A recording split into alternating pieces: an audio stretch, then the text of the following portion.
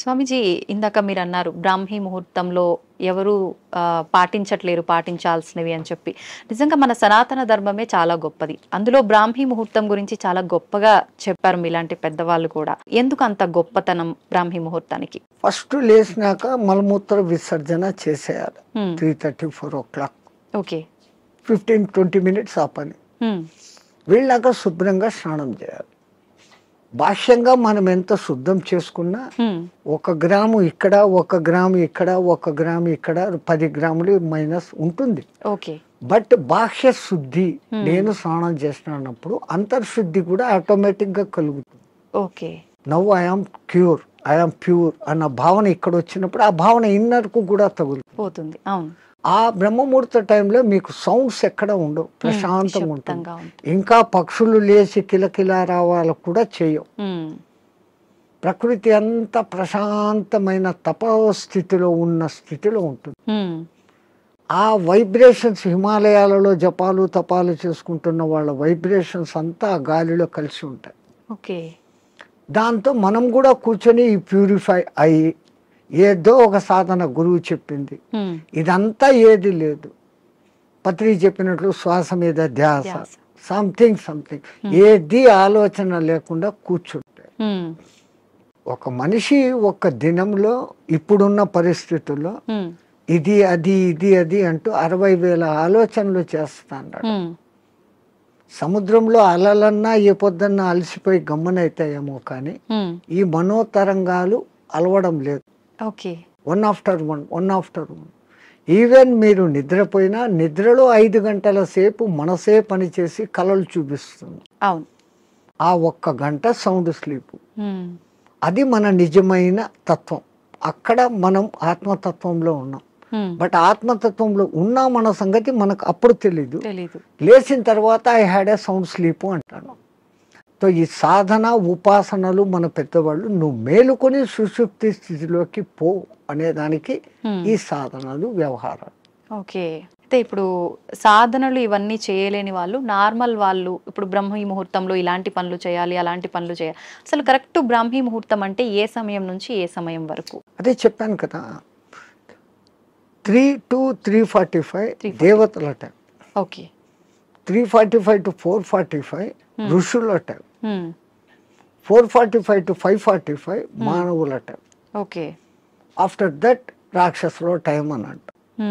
ఇప్పుడు ప్రతి ఒక్కరూ రాక్షసుల టైంలోనే అన్ని స్నానాలు. సూర్యోదయం అప్పుడు ఆ అరుణ కిరణాలు అని వస్తాయి కదా, దాంట్లో ఎన్నో రకాల మనకు ఆరోగ్యాన్ని ఉత్తేజాన్ని కలిగించే వేవ్స్ ఉంటాయి.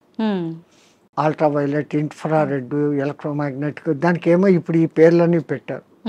అప్పుడు సూర్యుని 7 వర్ణాలకు కలుపుకొని దాంట్లో తెలుపులో 7 వర్ణాలు ఉన్నాయని మన వాళ్ళు గుర్తించి చేస్తాడు ఆ సాధన, వర్ణ సాధన. ఇప్పుడు అదే కలర్ థెరపీ అని మళ్ళీ బయటకు వచ్చింది. రంగు బాటళ్ళలో నీళ్లు పెట్టి సూర్యుడి దగ్గర పెట్టి బయట ఎండలో 7 రోజులు అట్లా పెట్టిన నీళ్లు తాగితే ఆ కలర్ కు సంబంధించిన జబ్బు ఉన్న వాళ్ళకి క్యూర్ అవుతారు. ఒక్క సూర్యుడు ఆరోగ్య ప్రదాత అని మన వాళ్ళు చెప్పారు. దాంట్లో నుంచే ఇన్ని వస్తుంది. ఇప్పుడు మన భూమి మీద పెరుగుతున్న మూలికలు అన్నీ పెరుగుతున్నాయంటే సూర్యుడు ఆధారం. నైట్ పూట తన సూర్యకిరణాలనే చంద్రుని మీదకి పంపించి అక్కడి నుంచి రిఫ్లెక్ట్ అయ్యి అది ఔషధులకు శక్తిని ఇస్తున్నాడు సర్కిట్. ఓకే. సో అందుకే మన పూర్వీకులు గుర్తించి ఆరోగ్యం భాస్కరాది చేత అన్నారు. ఆరోగ్యం సూర్యుని చేతిలో ఉంది. ఓకే. స్వామిజీ, ప్రాణాయామం ఇది చేసే వాళ్ళు ఎక్కువ కాలం జీవించే అవకాశం ఉంటుందంటారు కదా? 100%. పూర్వీకులు చెప్పిన లెక్క 21,600 రెస్పిరేషన్స్, 21,600 హంస జపం సాధారణంగా ఎవడో చేసేస్తాను ఇన్వాలంటరీ.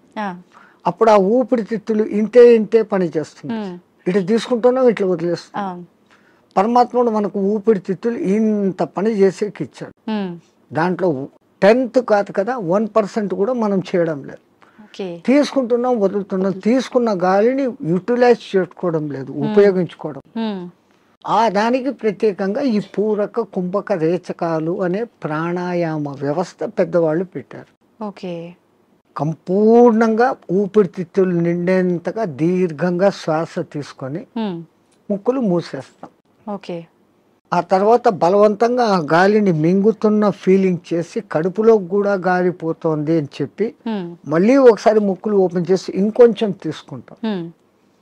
అంత గాలి తీసుకొని మన కెపాసిటీని బట్టి 30 సెకండ్స్ 40 సెకండ్స్తో ఆరంభించి నెలలు సంవత్సరాలు గడిచేసరికి 2 మినిట్స్ 2.5 మినిట్స్ వరకు ఆ కుంభకంలో ఉంచినప్పుడు తీసుకున్న గాలి మొత్తం యూటిలైజ్ అయి కణాలు ఇడిచిన కార్బన్ డైఆక్సైడ్ అంతా వచ్చి బయటకు వచ్చేస్తుంది. అది రేచకం. ఈ విధంగా చేయడంలో మనకు శాస్త్రజ్ఞులు మన ఆ పూర్వీక శాస్త్రజ్ఞులు చెప్పింది ఇడా పింగళ అనేది సూర్య చంద్ర నాడులు.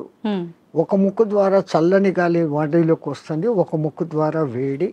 శరీరంలో శీతోష్ణాలు సమస్థితిలో ఉండి ఆ రెండింటిని నియంత్రించగలిగినప్పుడు వాయువు ఈ 2 ముక్కులలో కాకుండా మనకున్న 72,000 నాడులలో 11 నాడులు ముఖ్యం. కండ్లకు పోయేది, చెవులకు పోయేది, ముక్కులకు పోయేది.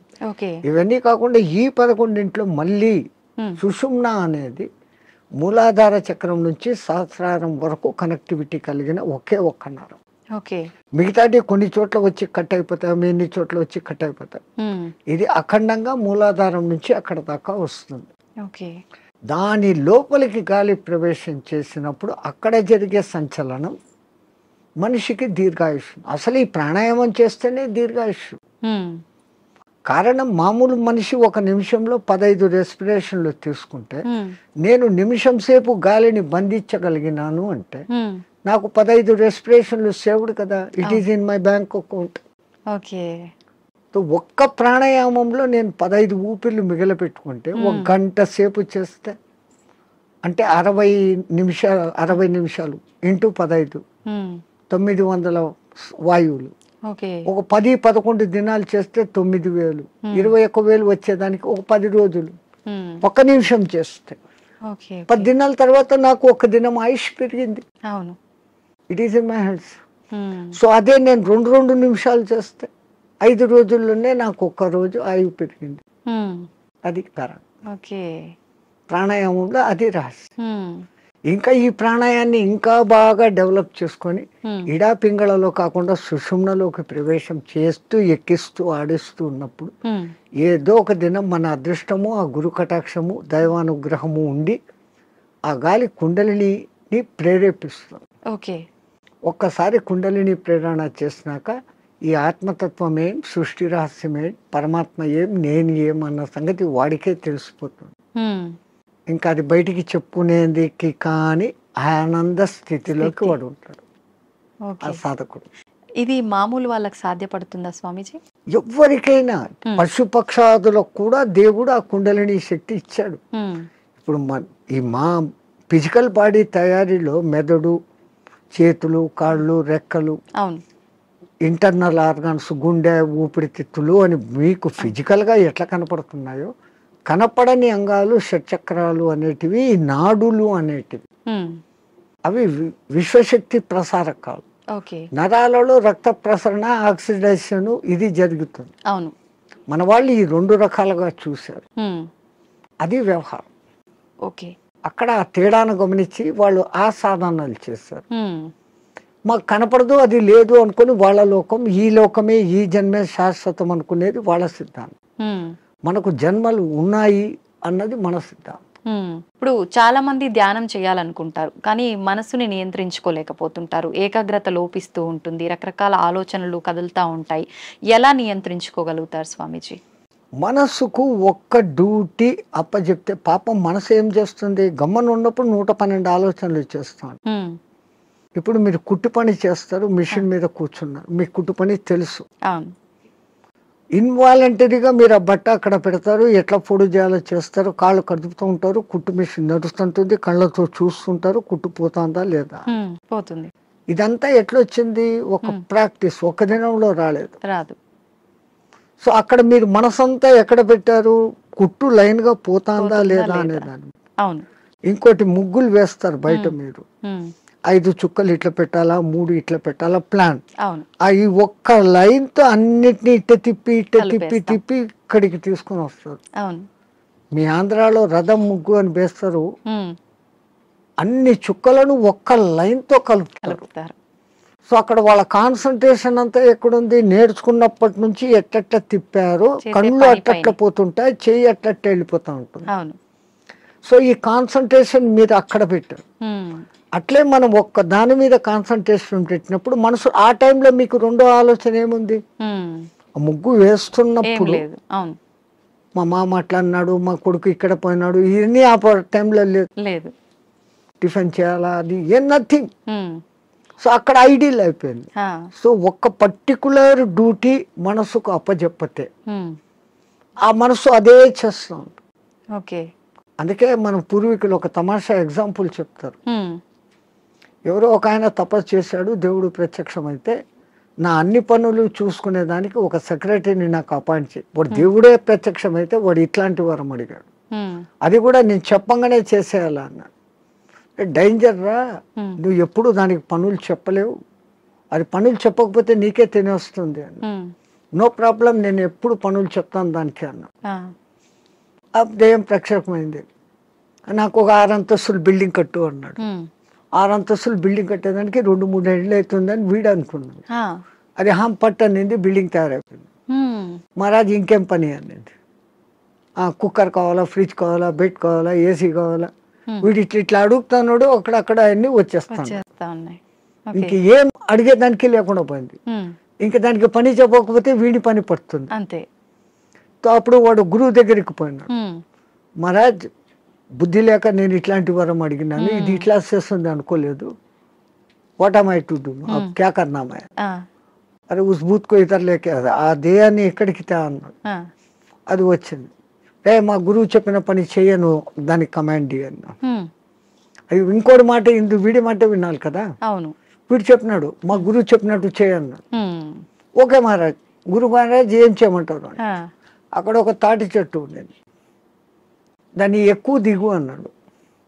అది ఈ రోజుకు ఎక్కి దిగుతానే ఉంది. So technique. అట్లా ఇదే దృష్టి, మనం ధ్యాస, నేను చెట్టు ఎక్కుతున్నాను, ఈ చెట్టులోకి శ్వాస ఎక్కి దిగుతా ఉంది, దాన్ని అబ్జర్వ్ చేస్తూ ఉంటే మీ మనస్సుకు ఇప్పుడు ఇంకా అదే డ్యూటీ. దానికి రెండో డ్యూటీ లేదు, ఆ దేయానికి రెండో డ్యూటీ, మనసుకు రెండో డ్యూటీ లేదు. ఈ ఎక్కి దిగడం గమనించడం, అదే ప్రాణాయామ ప్రక్రియలో కూడా దాన్ని మంత్రంతో జోడించి చేస్తే ఇంకా శక్తివంతం. మన బాడీలోని కణకణము మంత్రబద్ధమైతూ ఒకానొక దినానికి ఈ మాంసపిండం మంత్రపిండం కాగలుగుతుంది. మంత్రంతో అనుసంధానం చేస్తారు.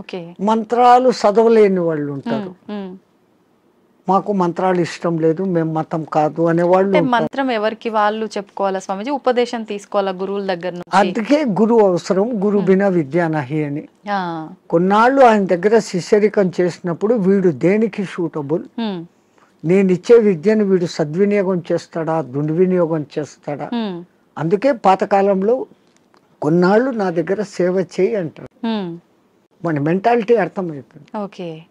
వాడు సిడ్ఫిరా అయితే గనక నేనేం నీ దగ్గర సేవ చేసేది, నాకు ఇంత పైసా ఉంది అంటాడు. ఆ వినయత ముందు మనిషిలో ఉండాలి. ఆయన దగ్గర ఈ పని చేస్తే నాకు మంచి జరుగుతుంది అనే విశ్వాసం ఉండాలి. ఈ రెండు ఉన్నప్పుడు ఆ గురువు గాడిదను చూపించి ఇది దేవుడు, దీన్ని పూజ చేయంటే చేసినప్పుడు ఆ గాడిదలోనే నీకు దేవుడు కనపడుతుంది. పైలా విశ్వాస ప్రథం సోపాన్. విశ్వాసం అనేది అన్నిటికీ మించిన శక్తి. ఇక్కడ ఒకటి అచీవ్ చేయాలనుకున్నప్పుడు దాని మీద నేను చేయగలనా లేదా ముందే డిసిషన్ చేసుకోండి. గురువు ఒక మంత్రం ఇచ్చాడు, ఈ అనుష్ఠానం ఇట్లా చేయాలా, రోజు లేచి ఈ అగ్ని తర్పణాలు చేయాలా, ఇవన్నీ నేను చేయగలనా లేదా అనుకున్నప్పుడు గురుదేవా ఇయ్యండి అన్నారు. ఆ మంత్రం తీసేసుకున్నాను, నేను చేసుకోలేదు. దాన్ని చేయాల్సిన రీతిలో చేయకపోయినప్పుడు ఏం ఫలితం.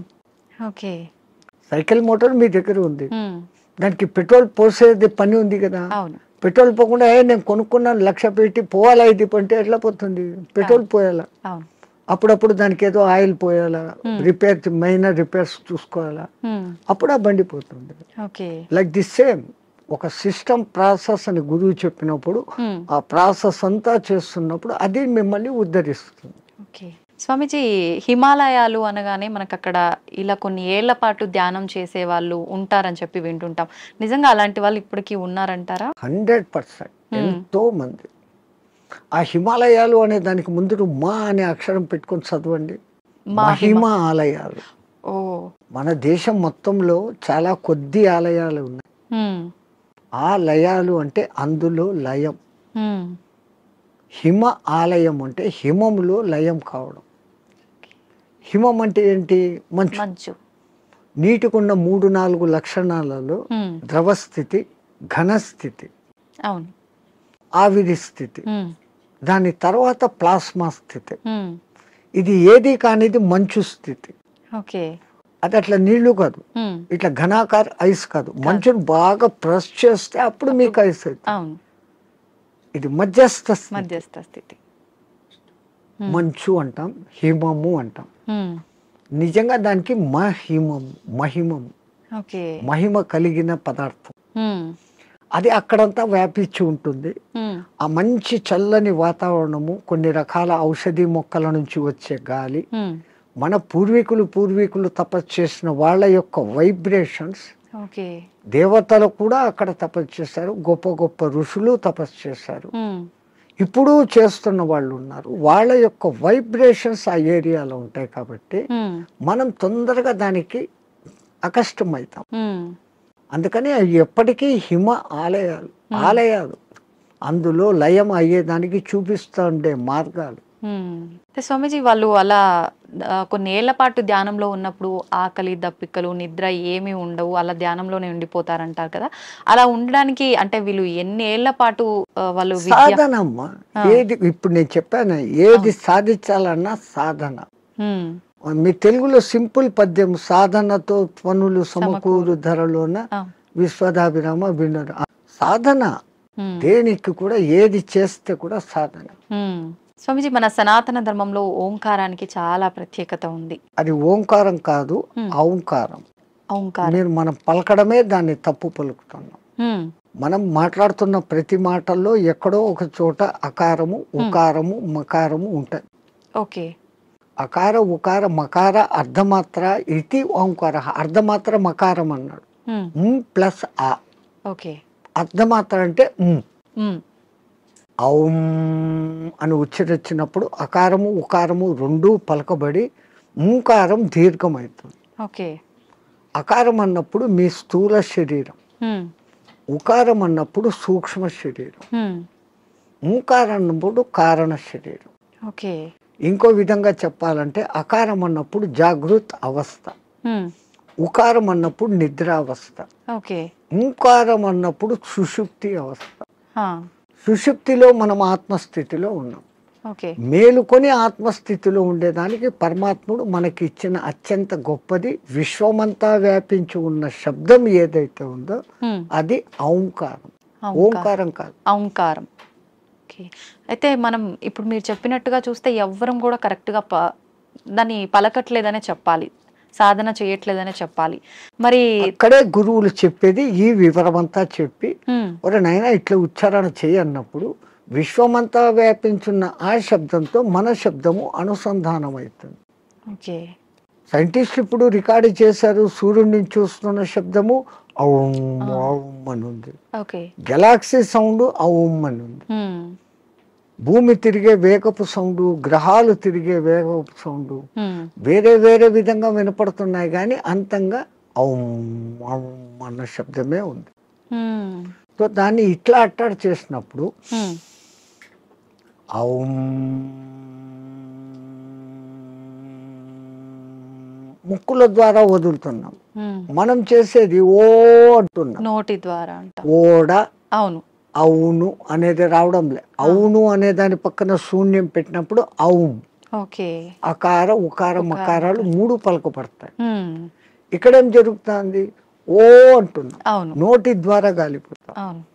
సో మనం పూర్ణ ఫలితం పొందలేదంటే చిన్న పొరపాటు అక్కడ ఉంది. అది ఎందుకు అంత రహస్యంగా పెట్టి గురువులు శిష్యులకే చెప్పినప్పుడు దాన్ని అర్థం చేసుకుని వాడు చేస్తున్నాడు. అందరికీ చెప్పాలా అంటే దానికి అర్హత ఉండాలి, ఆ ప్రాప్తత ఉండాలి. కానీ ఇప్పుడు అది కూడా మేము బహిరంగంగా అందరికీ చెప్తున్నారు. నాయనా మీరు చేసుకునే వాళ్ళు పూజలు చేసుకునేటప్పుడు ఇట్లా చేసుకోండి, సామూహికంగా అర్చేయండి. అది అలవాటు అయిపోయింది, రాదు. అందరూ ఔం అని ఎక్కడా పలకరు. మనం ఒక్కళ్ళం అక్కడ అందరూ ఓం నమ శివాయ అంటే మనం ఒక్కళ్ళం ఇక్కడ ఓం నమ శివాయ అన్నామంటే డిఫరెన్స్ అయిపోతుంది. మనమే తప్పు చేస్తున్నామేమో అనేటట్టుగా స్వరం మారిపోతుంది, వాళ్ళందరూ మన దిక్కు చూస్తుంటారు. సో మనము ఇంట్లో కూర్చొని ప్రత్యేక సాధనలు చేసేటప్పుడన్నా కనీసం ఎక్కడ ఏది ఉచ్చరించాల్సి వచ్చినా ఓం అని ఉచ్చరించండి, ఓం అని కాదు. ఓకే, ఇంకా సామూహికంలో తప్పడం లేదు. 10 మంది కూర్చొని శివ సహస్రనామము అష్టోత్తరము ఏదో ఒకటి చేస్తాం. ప్రతి దానికి ఓం నమ శివాయ, ఓం శంభవే నమో, భయోశ్వరాయ నమో, నిధనపతి నమ, నిధనపతాంతకాయ నమ, వీటన్నిటికి ముందు ఓం ఓం అంటారు. ఓం ఓం అంటాం. మాకు ఇదే అలవాటు అయిపోయింది, ఓం ఓం అని అంటాం. ఓం అనేది మా నోట్లో రాదు. నిజంగా అంటే మనం పలకాల్సిన మంత్రం ఏదైనా తప్పు పలుకుతున్నాము అంటే దానివల్ల మనకు ఫలితం కలగకపోగా దోషం కలిగే అవకాశం ఉంటుందా స్వామీజీ? దోషము అని అంటే సైంటిఫికల్ గా మీకు నేను చెప్పాలంటే ఇప్పుడు ఈ షట్చక్రాలు అనేది పెటల్స్ తో ఉంటుంది. మూలాధారం 4 పెటల్స్ దళాలు, స్వాధిష్టానం 6, మణిపూరకం 10, అట్లా 10, 12, 16, 2, 50 అక్షరాలు దాంట్లో నిక్షిప్తమై ఉంటాయి. వర్ష అనేది మూలాధారంలో, పాప బాబమ్మ అనేది అట్లా ఒకటి వేరేగా ఉంటాయి. ఈ మంత్రం ఒక రిథమాటిక్ గా చదివినప్పుడు మీరు పియానో మీద అది అడ్డదిడ్డంగా కొడితే సరిగ్గా రాదు. వాడు వాయించాల్సిన రీతిలో వాయించినప్పుడు సుమధురంగా వస్తుంది. ఇట్లా ఈ మంత్రం కూడా ఆ లెహర్ చదివినప్పుడు ఈ పెటల్స్ కదులుతాయి. ఆ పెటల్స్ కదిలినప్పుడు ఆ చక్రం కంట్రోల్ చేస్తున్న మీ ఇన్నర్ ఆర్గాన్స్. మూలాధారము పెద్ద పేగును కంట్రోల్ చేస్తుంది. స్వాధిష్టానము చిన్న పేగులను, యూరినరీ బ్లాడర్ను, రీప్రొడక్టివిటీ ఆర్గాన్ను చేస్తుంది. మణిపూరకము డైజెషన్ సిస్టము, చిన్న పేగులు ప్లస్ అన్నాశయము, వీటిని కంట్రోల్ చేస్తుంది. అట్లా ఏ అంగాలను అవి చేస్తుందో ఆ జరిగే వైబ్రేషన్స్ ఆ అంగాలను శక్తివంతంగా ఆరోగ్యవంతంగా చేస్తాయి. ముందు మంత్రాలలో ఉన్న అర్థం ఇది. అందుకనే వాళ్ళు స్వరము ఇట్లా పలకాల ఇట్లా చేయాలని. వేదం అందరూ చదవలేము అంటే కారణం, ఓ గురువు దగ్గర 12 ఏళ్ళు నేర్చుకుంటే ఒక్క ఋగ్వేదం వస్తుంది మీకు. ఒక్కొక్క వేదం నేర్చుకునేకి 12 ఏళ్ల కాలం సుస్వరంగా. ఇప్పుడు అనేక మంది పాపం వేద పాఠశాలలు పెట్టి మళ్ళీ మన పూర్వ సంస్కృతి ఇంత గొప్పదన్న సంగతి తెలుసుకుని ఎట్లా చేస్తే బాగుంటుంది ఏమన్న సంగతి మీద పోతున్నారు. వేదం అంతా సైన్స్ అమ్మా, ఊరికే ఏది చెప్పలేదు. సంధ్యావందనం చేసే దగ్గర నుంచి సైన్స్. ఇప్పుడు వీళ్ళు చేసే సంధ్యావనం తప్పు పట్టడం కాదు. పాతకాలంలో వాళ్ళు ఏం చేశారు, నదిలో వక్షస్థలం లోతు నీళ్లలో నీటికి ఎదురు ప్రవాహానికి నిలబడి ఓ చెంబుతో నీళ్లు తీసుకొని ఆ సూర్యుని దిక్కు పెట్టి ధారగా వదిలేవాళ్ళు. ఎప్పుడైతే ఒక మనిషి ఇంత లోతు నీళ్లలోకి పోతాడో అపాన వాయువు ఆటోమేటిక్గా పైకి వస్తుంది. మామూలు నీళ్ల తొట్టిలో ఒక ఎంటీ చెంబును ముంచండి, ఎంత ప్రెషర్ వస్తుంది, లోపల గాలి పైకి రావాలని చూస్తూ ఉంటాం. అదేమో ఇంత చెంబు, ఎంతో బలం ఉపయోగించాలి. సో ఈ అపాన వాయువు పైకి వస్తుంది. మనం చెంబు నీళ్లు తీసుకొని అన్నప్పుడు ప్రాణవాయువుని తీసుకున్నాం. ప్రాణ అపాన సమాయక్తం పచాన్యన్నం చతుర్జుదం అని భగవద్గీతలో చెప్పిన ఆ ప్రాణ అపాయాల సమ్మిళనం జరిగి శరీరంలోని స్థూల సూక్ష్మ కారణ శరీరాలకు ఆ శక్తి పోతుంది. ఆ ధార అట్లా వదులుతున్నప్పుడు సూర్యకిరణాలు ఆ ధారలో నుంచి ఫిల్టర్ అయ్యి వచ్చి ఇట్లా పెట్టి పోసేటప్పుడు సరిగ్గా మన షట్చక్రాలు ఉంటాయి. ఆ ధార మన ఎదురుగా షట్చక్రాల దగ్గర పడతా ఉంటుంది. ఆ కిరణాలు ఆ ఈ ధారలో నుంచి ఫిల్టర్ అయ్యి మన షట్చక్రాలకు కావాల్సిన కిరణాలను అందిస్తుంది. సూర్యుడిలో అనేక కిరణాలు ఉన్నాయి. సహస్ర కిరణుడు అని ఆయనకు పేరు. 1000 రకాల కిరణాలు ఉన్నాయి. ఒక్కొక్క కిరణం ఒక్కొక్క పని చేస్తుంది. ఆ పని చేయడం కూడా 12 నెలలలో ఒక్కొక్క నెలకు ఒక్కొక్క విధంగా చేస్తుంది. అందుకనే ద్వాదశాదిత్యుడు అని పేరు పెట్టారు. ఉన్న సూర్యుడు ఒక్కడైనా ఒక్కొక్క నెలలో ఆయన మార్పులు చెందుతూ ఆ కిరణాల ప్రవాహం ఇస్తాడు. ఇప్పుడు ఈ విధంగా సంధ్యావందనం చేసినప్పుడు రావాల్సిన గుడ్ కిరణాలు మనలోకి వచ్చి ఆరోగ్యం బాగుంటుంది. చక్రాలు నీట్ గా యాక్టివేట్ అవుతాయి. అసలు గాయత్రి మంత్రం 24 అక్షరాలు చదివినప్పుడు మన 24 తత్వాలు శుద్ధీకరణ. అవన్నీ వైబ్రేషన్ వర్డ్స్. శబ్దం వైబ్రేషన్ క్రియేట్ చేస్తుంది. పెద్ద పెద్ద సైంటిస్టులు ఇప్పుడు నిరూపణ చేస్తున్నారు. పలకాల్సిన రీతిలో ఓంకారం పలుకుతే అది దూరంగా స్క్రీన్ మీద మీకు గొప్ప శ్రీచక్ర యంత్రాన్ని చూపించింది. ప్రూవ్డ్. ఇంకొన్ని మంత్రాలు చదివినప్పుడు ఇంకొన్ని డిజైన్లు వచ్చినాయి. అవన్నీ ఏది మన పూర్వీకులు యంత్రాలు అని గీస్తారే, ఈ గ్రహానికి ఇట్లా గీయాలి, ఇట్లా పెట్టాలి, ఇంత చకోరాలు, ఇంత వృత్తాలు అని.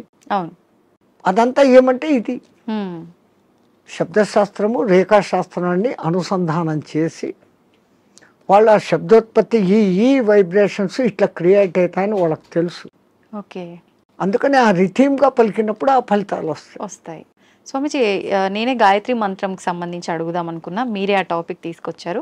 గాయత్రి మంత్రం ఆడవాళ్ళు చదవటానికి పనికిరాదు అని చెప్పి 100% చదవచ్చు. మంత్రము సూర్యుడిదైనా అధిష్టాన దేవత అమ్మ గాయత్రి దేవి, 5 ముఖాలతో ఉన్న మహాతల్లి అని మనం చెప్పుకుంటాను. అట్లాంటప్పుడు స్త్రీ చదవకూడదని ఎక్కడుంది? ఇదే విషయమై పండిత శ్రీరామ శర్మ అనే మహానుభావుడు, ఆయన ఉత్తరప్రదేశ్లో ఉండేవాడు. 24 ఏళ్ళు సంవత్సరానికి 24 లక్షల గాయత్రిని చేస్తూ ఉపాసన చేస్తే ఆయనకు ఆ తల్లి తాను ఉన్న ప్రదేశం, విశ్వామిత్రుడు తపస్సు చేసుకున్న ప్రదేశాన్ని చూపిస్తే అక్కడ పోయి ఈ అఖండ జ్యోతిని పెట్టి నిత్యము గాయత్రి యజ్ఞాలు చేస్తూ ఆడవాళ్లకు యజ్ఞోపవీతాలు వేస్తూ గాయత్రి ఉపదేశం చేసేవాడు.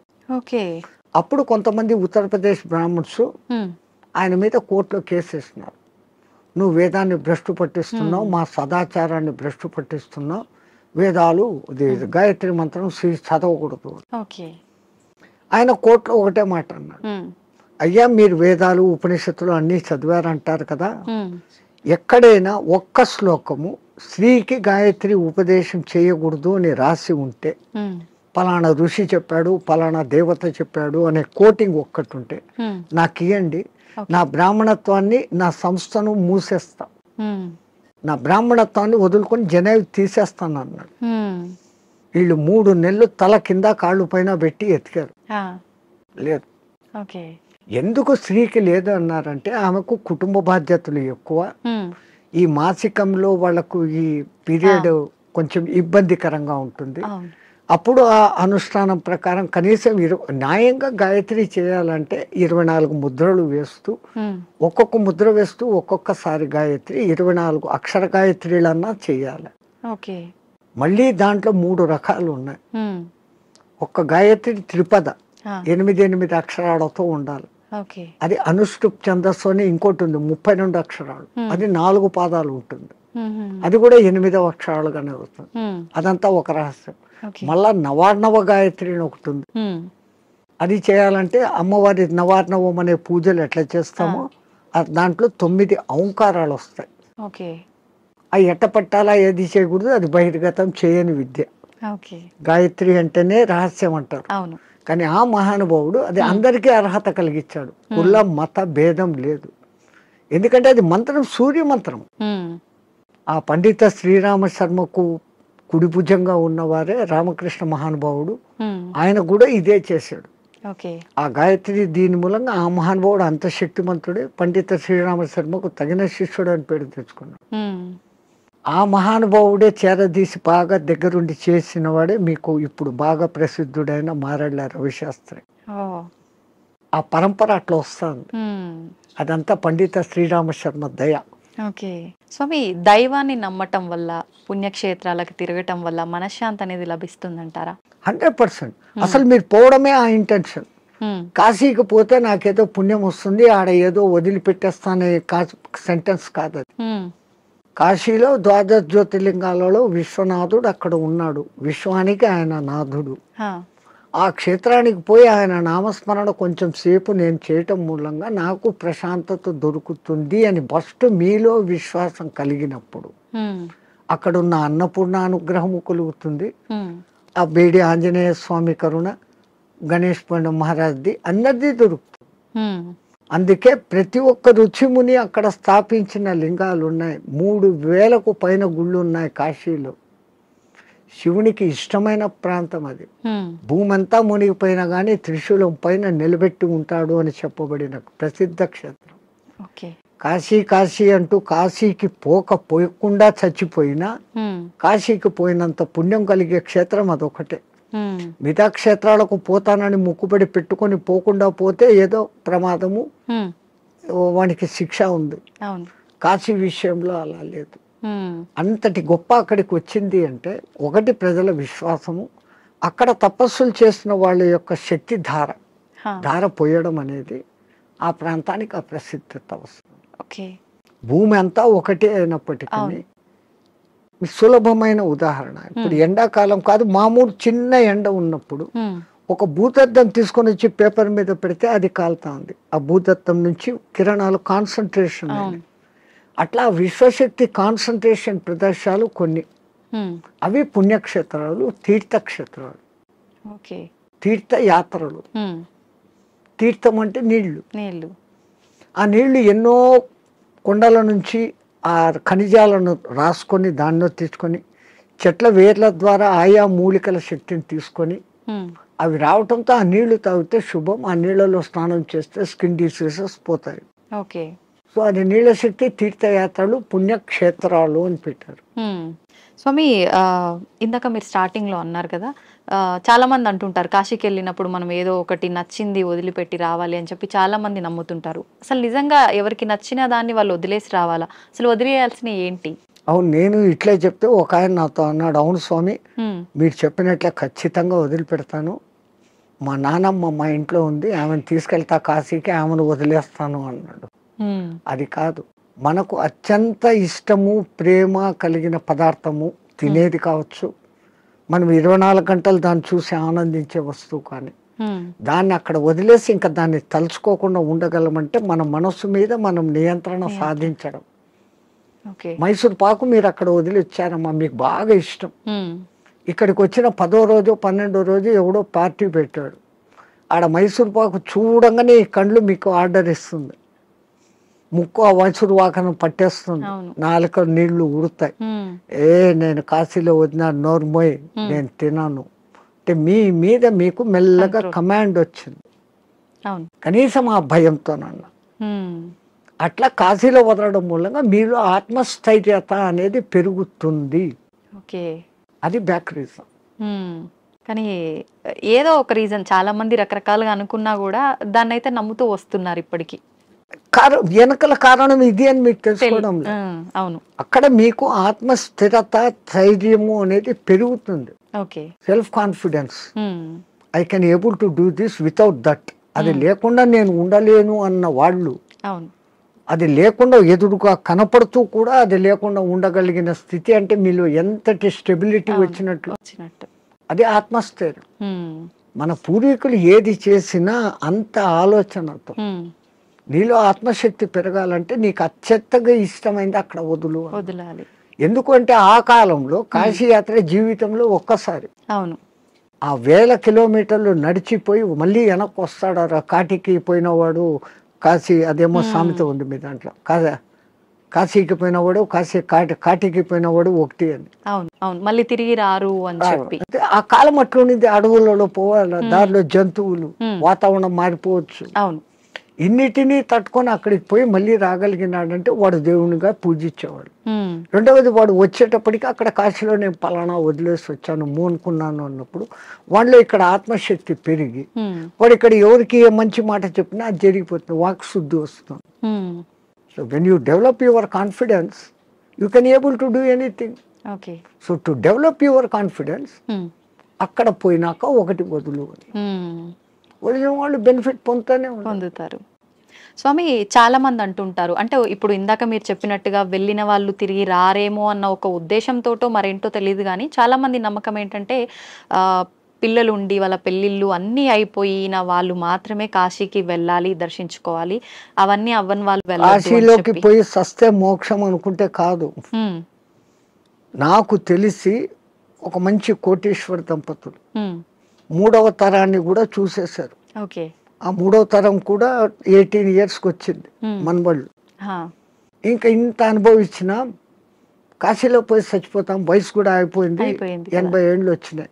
ఇద్దరు లవ్ మ్యారేజ్, ఇద్దరికి 80 ఏళ్ళు భార్యాభర్తకి. ఆహాహా. బట్ డబ్బు ఉంది, అక్కడ మంచి బిల్డింగ్ కొనుక్కున్నారు, 4 సర్వెంట్లను ఎత్తుకొని పోయినారు వంట వండేకి, పనులు చేసుకునేకి. రోజు పోయి స్వామి దర్శన్ వస్తూ ఉన్నారు. ఎప్పుడో ఒకసారి బంధువులు ఫోన్, బిడ్డలు వాళ్ళది. అంత ఆధ్యాత్మిక. ఓకే. మర్జాయంగే అంటున్నారు. 7 ఏళ్ళైంది, 8 ఏళ్ళైంది, 10 ఏళ్ళైంది. ఇక్కడ ఈ 18 ఏళ్ళ బిడ్డలు 28 ఏళ్ళ వయసుకు వచ్చినారు మన్మళ్ళు. వాళ్ళకి మ్యారేజ్ ముగ్గురికి ఒకేసారి కుదిరింది, వేరే వేరే కమ్యూనిటీ హాల్. ఓకే. తాత పెళ్ళి మాది అంటే, అరే ఇక్కడ కాశీలో ఉండి 15 ఏళ్ళు అయిపోయింది, 95కి వచ్చినాం, అక్కడ గంగ నీళ్లు తాగి రోజు శివప్రసాదాలు తిని ఇంకా పుష్ట్ తయారైనారు. They can able to see, they can able to hear everything. అంతా ఆయన ధ్యానంలోనే. అరే ఇంకా ఉంటాం కదా, ఒకసారి పెళ్లి చూసుకొని వస్తామని ఫ్లైట్ లో వచ్చినారు. పెళ్లి చూసుకున్నారు, రాత్రి పడుకున్నారు.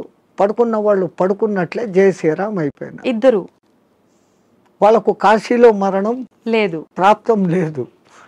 అందరికీ మరణము సాధ్యమా? అలా అని మరి కాశీలో ప్రాప్తం లేదని అక్కడే ఉంటే ఎప్పటికీ మరణం ఉండదనేది కూడా. ఆ మాటకు వస్తే తల్లి, ఇప్పుడు గంగలో మునిగితే నాకు పుణ్యం వచ్చేస్తుంది అనుకుంటే, గంగలోనే ఉండే చేపలు, కప్పలు, ముసళ్ళు అవి అక్కడే పుట్టాయి, అక్కడే పెరిగాయి. ఒక్కసారి గంగా స్నానం చేస్తే, సరే మీరు కాశీలో పొద్దున్న నుంచి సాయంత్రం వరకు 10 సార్లు గంగా స్నానం చేశాను అంటారు, కానీ మీరు చేసింది ఒకటే స్నానం. మీరు స్నానం చేయగానే ఆ నీళ్లు ఫ్లో పోయినాయి కదా. అవును. ఆ తల్లి నిరంతర ప్రవాహం, ఎప్పుడూ కొత్త నీళ్ళు అక్కడ ఉన్నాయి. స్నానం చేస్తే నాకు పవిత్రత వచ్చేసింది గంగలో చేస్తేనే కాదు. గంగలో స్నానం చేసే ముందు ఇంతకు ముందు నా గత జన్మ బుద్ధులు, గత జన్మ కాదు, నా గత జీవితం బుద్ధులు, లక్షణాలు మార్చుకుంటాను.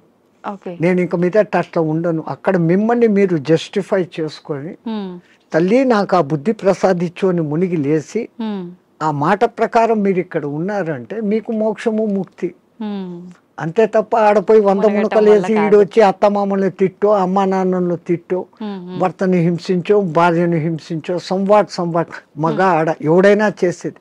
ఈ తప్పులన్నీ ఇక్కడ చేస్తూ, నేను పోయి గంగలో 6 సార్లు మునిగొచ్చాను, నేను సస్తే మోక్షానికి, నువ్వు నువ్వు అక్కడ మార్పు చెందేదానికి మునగాలి. అందుకే పాతకాలంలో అక్కడ మునిగేటప్పుడు పంతుళ్ళు మీ చేత 10 మంత్రాలు చెప్పిస్తారు. దశ హరాయే గంగాయే స్వాహ. మనం శారీరకంగా, మానసికంగా, వాక్కు రూపంలో 10 రకాల తప్పులు చేస్తాం. ఈ 10 తప్పులను క్షమించు, ఈ తప్పులు నేను మళ్ళీ చెయ్యను, అది ఉండాలి. కరెక్టే స్వామిజీ. ఆ దేవుడా నేను చేశాను, నన్ను క్షమించు, మళ్ళా పోయి అదే చేస్తాను, నో యూస్ కదా. Do not repeat. మళ్ళీ చెయ్యను కూడకుండా ఉండగలిగితే అప్పుడు ఆ కాశీలో స్నానం చేసిన పుణ్యం.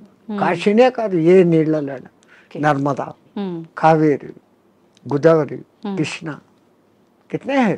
అవును స్వామి, కాశీలో మరణించిన వారికి చెవు ఇలా పైకి వచ్చినట్టుగా ఉంటుందని చెప్పి అంటుంటారు కదా, సైంటిఫికల్ గా కూడా ప్రూఫ్ అయ్యింది. ఎందుకని అట్లా?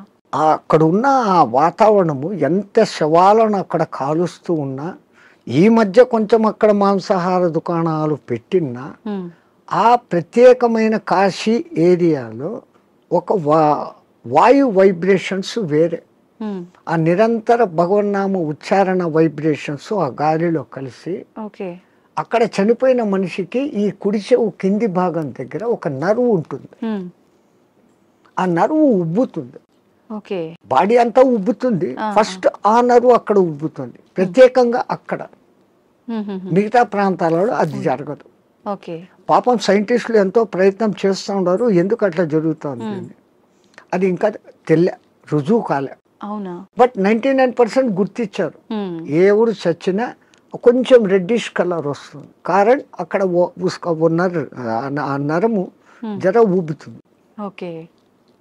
అయితే చాలా మంది దానికి రీజన్ ఇది అయ్యి ఉంటుంది, శివుడు అక్కడ చనిపోయిన వాళ్ళకి చెవులో ఏదో చెప్తాడు, అది చూసి మన పూర్వీకులు అక్కడ వచ్చి రామతారకం చెవులో చెప్తాడు, ఆయన గట్టిగా చెవులు ఆగబట్టి అది అక్కడ ఎర్రగైంది అంటాడు. ఆయనకు అదే పని, ఆ సచ్చినోడికి అందరి దగ్గర పోయి చెవులు పీకి చెప్తానే కూర్చుంటాడా? అంతే కదా. మనకు ఆ విశ్వాస్ అంతే. కాశీలో నేను చనిపోతే శివుడు నన్ను స్పృశిస్తున్నాడు. నేను ఈ బాడీ వదిలిపెట్టినాక నన్ను ఎవడు స్పృశిస్తా నాకేం తెలుస్తుంది. దీని పేరు అప్పుడు సదానంద అన్నారు, శవం అంటారు. పేరు పోయింది. పుట్టినప్పుడు తల్లిదండ్రులు పెట్టిన పేరు ఈ బాడీతో పాటు బాడీ లోపల ఉండేది బయటికి పోయినాక దీన్ని బాడీ అంటారే కానీ పేరుతో పిలవరు. ఆ గంటకో 2 గంటలకో శివుడు వచ్చి చెవులో చెప్తాడు అంటే అది నమ్మకూడదు అంటే నమ్మకూడదు. నేను విమర్శగా చెప్తే ఇది. కానీ మనమంతా ఆధ్యాత్మికతలో ఉన్నాం. ఆ విశ్వాసం తరతరాలుగా జరుగుతుందంటే ఎవడికో అది చెవుతో చెప్పాడు, ఇంకోడు చూశాడు. ఏ మాట బయటికి ఊరికే రాదు కదా. అది సత్యమైనప్పుడు నేను సస్తే అక్కడ శివుడు నన్ను చూస్తాడనే ఈ భావనతో పోవడమే ఎంత గొప్ప. ఆయన వచ్చి పీక్తాడో లేదో తెలియదు, కానీ పీక్తాడు అనేది మన సంపూర్ణ విశ్వాసం. అట్లాగనే కొన్ని క్షేత్రాలలో మరణం ముఖ్యం. ఈ భూమి అంతా అదే క్షేత్రమే కదా. ఇంట్లో సస్తే కూడా అదే చావే. కానీ వీడి ఇంట్లో ఎంతసేపు సత్యం ముందర కూడా నేను నా వాళ్ళు అది పోయింది ఇది పోయింది నేను ఇంకా అది చేయలేదు అంటా సస్తాడే తప్ప నేను కాశీలో ఉన్నాను, భగవత్ సంకల్పం భగవద్ దర్శనం అవుతుందన్న భావనలో ఉండడు. అందుకే కనీసం సత్యం ముందరన్నా నామస్మరణ చేయండి. సంతోషం స్వామి, చాలా మంచి విషయాలు మీ ద్వారా తెలుసుకున్నాను. నాకు చాలా సంతోషంగా ఉంది మిమ్మల్ని కలిసినందుకు. మంగళమతి. ధన్యవాదాలు స్వామి. జై శ్రీరామచంద్రజీ.